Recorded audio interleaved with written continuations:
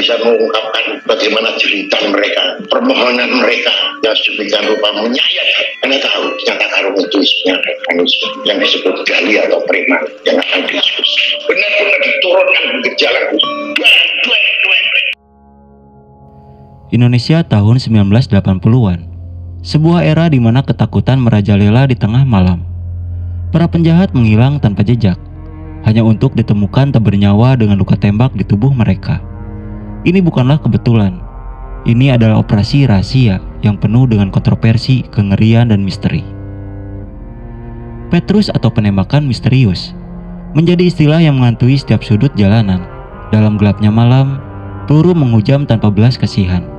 Siapa yang berada di balik operasi ini? Bagaimana kebenaran di balik bayangan ini dapat terungkap? Hari ini kita akan membuka tabir dari salah satu episode paling kelam dalam sejarah Indonesia. Kita akan menyelam ke dalam lautan informasi, wawancara, dan analisis untuk memahami bagaimana dan mengapa peristiwa ini terjadi. Apakah ini langkah tegas melawan kejahatan? Atau justru pelanggaran hak asasi manusia yang brutal? Mari kita telusuri bersama dalam dokumentasi yang mendalam dan penuh ketegangan ini. Bersiaplah untuk menyaksikan Petrus penembakan misterius.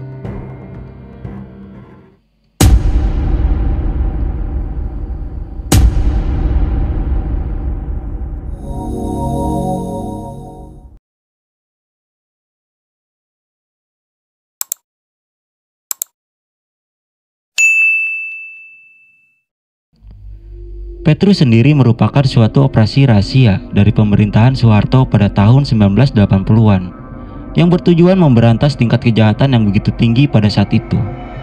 Secara umum, Petrus adalah operasi penangkapan dan pembunuhan terhadap orang-orang yang dianggap mengganggu keamanan dan ketentraman masyarakat khususnya di Jakarta dan Jawa Tengah. Bapak Soeharto pernah mengatakan, "Itu sudah keterlaluan, apa hal itu mau didiamkan saja?" Dengan sendirinya kita harus mengadakan treatment, tindakan tegas. Tindakan tegas bagaimana? Ya, harus dengan kekerasan. Tetapi kekerasan itu bukan lantas dengan tembakan, dor-dor begitu saja. Bukan, tetapi yang melawan. Mau tidak mau, ditembak. Karena melawan, maka mereka ditembak. Bahkan sebagai bentuk shock terapi.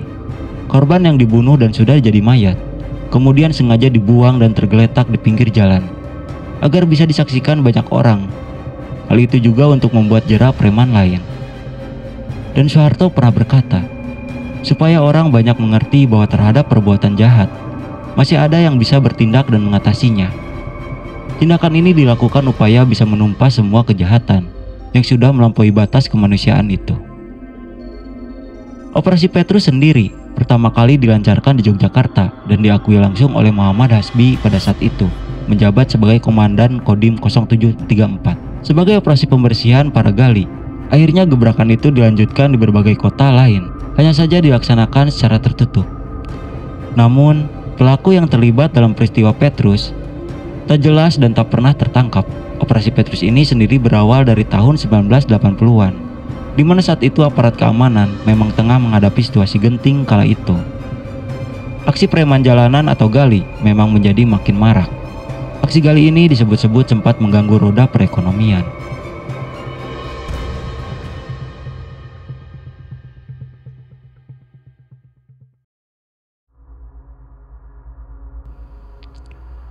Presiden Soeharto memerintahkan agar segera dibentuk tim yang beranggotakan aparat TNI atau Polri, saat itu ABRI, untuk melaksanakan operasi penumpasan kejahatan terhadap para tindakan kejahatan yang semakin marak dan merugikan.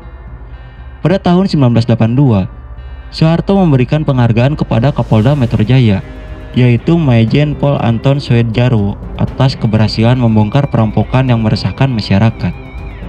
Kemudian pada Maret di tahun yang sama, Soeharto meminta polisi dan ABRI mengambil langkah pemberantasan yang efektif menekan angka kriminalitas di hadapan Rapim ABRI. Lalu dalam pidatonya pada tanggal 16 Agustus 1982, ia masih menyampaikan hal yang sama. Akhirnya, permintaannya itu disambut oleh Pangop Kamtib Laksamana Soedomo dalam rapat koordinasi dengan Pangdam Jaya, Kapolri, Kapolda Metro Jaya, dan Wakub DKI Jakarta di markas Kodam Metro Jaya, tanggal 19 Januari 1983. Dalam rapat itu diputuskan untuk melakukan operasi celurit di Jakarta.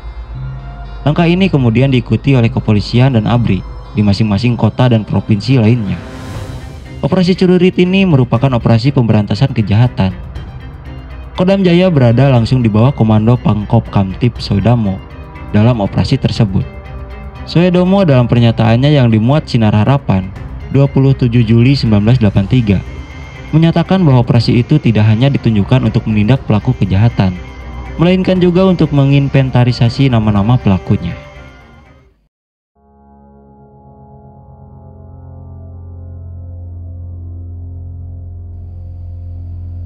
Pada tahun 1983 tercatat 532 orang tewas, 367 orang diantaranya tewas akibat luka tembakan.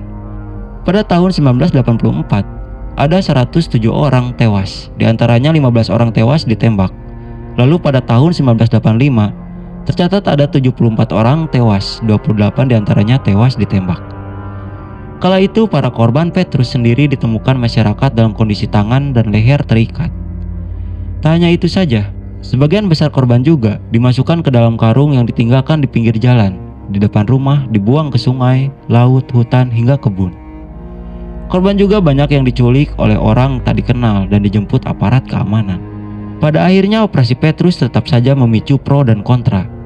Ada yang menyoroti pesan yang ditunjukkan kepada pelaku kejahatan lain.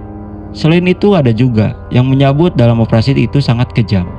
Hal ini dikarenakan aksinya terkait moralitas, etika dan hak sosial.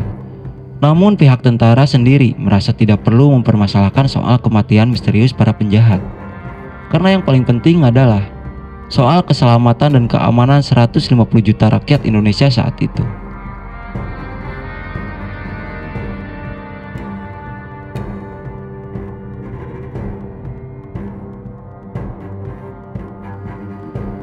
Memang ada ribuan korban yang meregang nyawa dari operasi Petrus. Namun ada pula sedikit orang yang ternyata berhasil selamat. Salah satunya adalah Bati Mulyono, seorang ayah yang meninggalkan anaknya bertahun-tahun lantaran memutuskan untuk bersembunyi di hutan Gunung Lawu demi menghindari Petrus. Pada Juli 1983, Bati Mulyono sedang mengemudi mobil Toyota Hardtop melewati melintas Jalan Kawi. Namun tiba-tiba peluru menyasar ke arah mobilnya yang berasal dari dua motor yang menyalipnya dengan deras. Spontan Bati pun langsung memacu pedal gas mobilnya dan selamat. Sejak kejadian pada malam itu pun, Bati menghilang tak berbekas dan memutuskan tak kembali ke rumah meski istrinya yang bernama Siti Nurhayati tengah hamil tua. Ternyata Bati memutuskan untuk bersembunyi dari operasi Petrus sejak saat itu. Ia hidup nomaden dan bersembunyi di Gunung Lawu. Lalu Bati baru berani turun gunung dan keluar dari persembunyiannya pada tahun 1985. Setelah operasi Petrus mulai reda, Bati memang bukan sembarang preman karena ia diketahui sebagai sosok pimpinan Fajar Menyingsing. Yayasan Fajar Menyingsing merupakan organisasi massa yang menghimpun ribuan residivis dan pemuda di daerah Jawa Tengah. Organisasinya itu didukung oleh Gubernur Jawa Tengah, yaitu yang bernama Suparjo Rusman, Ketua DPRD Jawa Tengah Widar, dan pengusaha Swetokno Wijojo. Bati menjalankan bisnisnya mulai dari jasa broker sampai dengan lahan parkir di wilayah Jawa Tengah. Setelah saling silang pendapat di masyarakat dan tekanan di dunia internasional, akhirnya pemerintahan Orde Baru menghentikan sama sekali operasi tersebut pada 1985. Sejak dimulai pada pengunjung 1982 sampai dengan berakhir ada sekira 1.000 lebih korban tewas. Berdasarkan data Komisi untuk Orang Hilang dan Tindakan Kekerasan, puncak tertinggi korban Petrus terjadi pada tahun 1983 dengan jumlah 781 orang tewas. Pada tahun 2012, Komnas HAM menyimpulkan Petrus adalah pelanggaran HAM berat. Bahkan Ketua Yayasan Lembaga Bantuan Hukum atau LBH, Adnan Buyung Nasution, menyatakan jika usaha pemberantasan kejahatan dilakukan hanya dengan main tembak tanpa melalui proses pengadilan, maka hal itu tidak menjamin adanya kepastian hukum dan keadilan. Padahal kedua masalah tersebut merupakan tuntutan hakiki yang diperjuangkan orang sejak zaman Romawi kuno. Jika cara-cara seperti itu terus dilakukan, maka lebih baik lembaga pengadilan dibubarkan saja. Komnas HAM melalui tim ad hoc penyelidikan pelanggaran HAM berat menyatakan peristiwa Petrus merekomendasikan kedua hal pada pemerintahan terkait. Dua hal tersebut adalah meminta Jaksa Agung menindaklanjuti hasil penyelidikan Komnas HAM dengan penyidikan sesuai ketentuan KUHP dan Undang-Undang Nomor 26 Tahun 2000 tentang Pengadilan HAM. Selain itu, Presiden dan DPR diminta mempercepat proses hukum dengan memberlakukan asas retroaktif yang diatur pasal 43 Undang-Undang Nomor 26 Tahun 2000 tentang Pengadilan HAM. Saya telah membaca dengan seksama laporan dari tim penyelesaian non-yudisial pelanggaran hak asasi manusia yang berat yang dibentuk berdasarkan keputusan Presiden nomor 17 tahun 2022. Dengan pikiran yang jernih dan hati yang tulus, saya sebagai Kepala Negara Republik Indonesia mengakui bahwa pelanggaran hak asasi manusia yang berat memang terjadi di berbagai peristiwa, dan saya sangat menyesalkan terjadinya peristiwa pelanggaran hak asasi manusia yang berat. Dalam sejarah kelam Indonesia, penembakan misterius atau yang lebih dikenal dengan Petrus masih menyisakan banyak tanda tanya dan luka mendalam. Masa di mana ketakutan merajai jalanan dan keadilan seringkali berwajah gelap. Banyak nyawa yang melayang tanpa kejelasan, dan keluarga-keluarga yang kehilangan orang-orang tercinta tanpa tahu alasan dibalik tragedi itu. Hari ini kita telah menelusuri jejak kelam Petrus, sebuah periode di mana negara mengambil langkah-langkah ekstrim demi memerangi kriminalitas, namun meninggalkan noda sejarah yang tak mudah terhapus.